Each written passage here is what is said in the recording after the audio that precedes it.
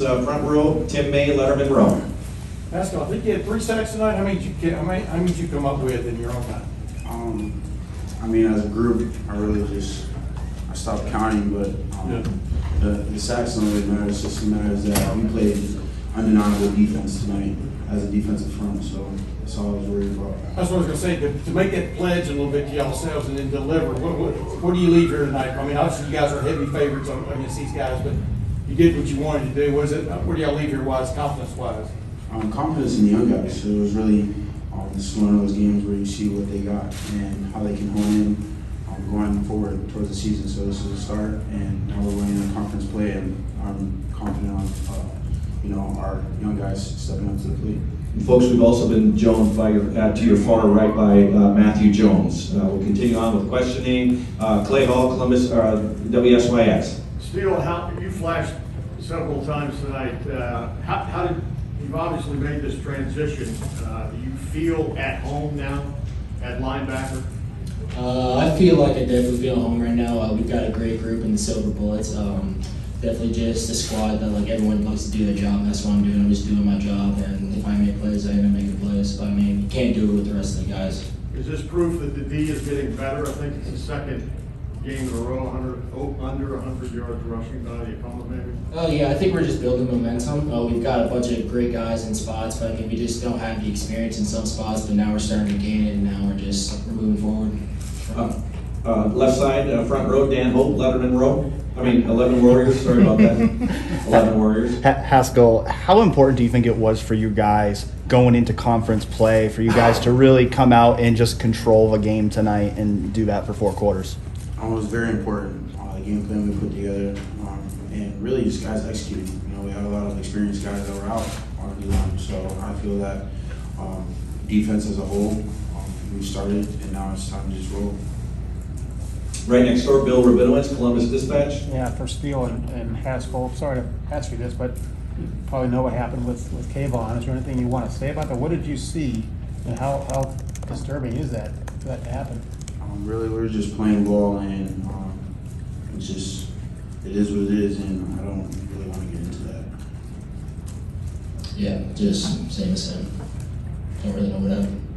Front row right, Austin Ward, Letterman row. Still with Wyndon, you're coming on, and then Dallas not being around. I don't know what Kayvon will do from here, but is there a sense that there's a big opportunity here for you, and you're starting to grow into that role? Maybe more pressure for you to perform for that group? As the season goes on, I'm always going to have to continue to grow and get better, but we just got a really tight-knit group, so we're just going to feed off each other. Whatever happened, I don't know, but we're just going to do what we set out to do at the beginning of the season.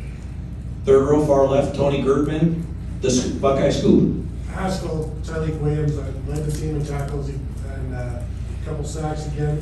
What has he given you guys? How impressed have you been with him? Tyleek is great, and I'm really excited for what he has to bring to the table, to the D-line and his future. And it's just uplifting those guys, building them confidence, getting their confidence up, and getting them comfortable. They're not freshmen. They have to grow up, and they have to play ball. So. What makes him different? I don't know. I just feel like Tyleek is just really, he wants to be a relentless player. He wants to be the best of the best, and so that's why he came to Ohio State. We're going to go to the far right back, Brendan Gulick, Buckeyes Now on Sports Illustrated. So guys, this is a question for any one of the three, or maybe a comment from each of you, but it's often said that you rise to the level of your training rather than sinking to the level of your competition. I think everybody knows that Akron's been going through some rebuilding, but it sounds like you guys had a couple of really good practices this week. Can you talk a bit about how you kept your focus throughout the course of the week, especially on the defensive side of the ball, put together a performance like this? I think for the most part, it's just we didn't really hone in on our opponent. We honed in on looking in the mirror and how can we get better as an individual, as a unit, as a whole team. So really, it's just focusing on ourselves and making the best of being the best of ourselves. We'll go far right, Spencer Olbrook, Letterman row. Matt, are you starting to kind of settle in now? 2 games in, are you starting to settle into your role and be comfortable there? I'm just trying to improve every step I can take. I'm just work hard and improve to it, and I feel like today was another step of improvement, and I'm just going to keep it going. giving him a horse. Second row left, second row right, Lori Schmidt, Columbus Dispatch. Haskell, you talked about the game plan. How would you describe what the game plan was tonight? Did you feel let loose at all? And then, who are the two adorable kids you left the field with? Well, first, to answer your first question, is just our game plan was just play relentless, put pressure on them, play our own game, get better within our technique. And Coach Jay said that, set a goal for us, and he said, you know, I want you guys to play fast, I want you guys to play relentless, but also have fun. And those two kids were my nephews, Casey and Camden, and they're twins. We'll go across the aisle, Joey Kaufman, Columbus Dispatch. Haskell, why do you think you guys were able to be so effective getting pressure and getting sacks despite having a lot of guys outside of the defensive line? I mean, we go against guys like Matt, Paris Johnson, Darren Mumford. You know, our O-line is the best of the best, in my opinion. And they get us better every day, Tuesdays, Wednesdays. And we go against them every week of the year, so just iron sharpens iron. And our last question's right here, front row, middle, Nathan Barrett, Cleveland.com. Matt, like I've been asked to step up in big moments before off the bench. I assume that's got to be making it tougher for a quarterback. So what did you see from Kyle tonight?